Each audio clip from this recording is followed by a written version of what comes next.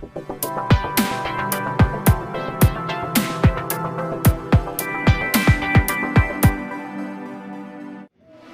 राजकारणातून सर्वात मोठी बातमी समोर आली असून निवडणूक आयोगाने मुख्यमंत्री एकनाथ शिंदे यांच्या गटाला शिवसेनेचं नाव आणि धनुष्यबाण चिन्ह मिळाल्याचा मोठा निर्णय जाहीर केला आहे।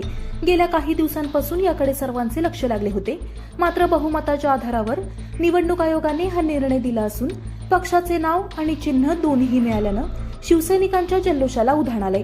महाराष्ट्रभर शिंदे गटाच्या शिवसैनिकांकडून जल्लोष साजरा केला जात असून कर्जत तालुक्यात देखील मोठ्या प्रमाणात आमदार महेंद्र थोरवे यांचे समर्थक असून शिवसैनिकांनी फटाके फोडून आतिषबाजी करत विजयाचा जल्लोष साजरा केला।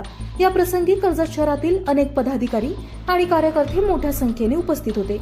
निवडणूक आयोगाने दिलेला निर्णय ऐतिहासिक असून मुख्यमंत्री एकनाथ शिंदे यांच्या नेतृत्वाखाली बाळासाहेबांच्या विचारांनी उभ्या केलेल्या शिवसेनेचा विजय झाला आहे, तर निवडणूक आयोगाच्या रूपाने बाळासाहेबांनीच निर्णय दिला असल्याचे मत आमदार महेंद्र थोरवे यांनी निर्णयानंतर व्यक्त केले।